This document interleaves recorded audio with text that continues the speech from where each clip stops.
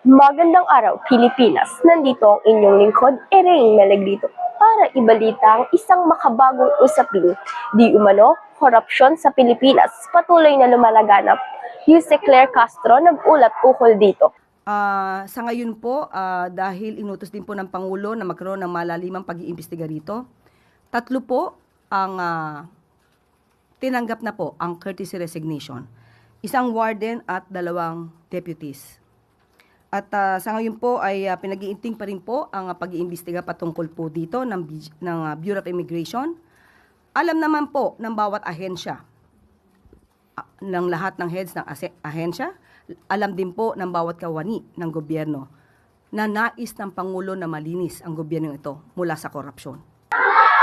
Binigyang diin ni Yuse Castro na malaking tutol ang Pangulo sa korupsyon, kung kaya't patuloy itong nagsasagawa ng mabusising investigasyon.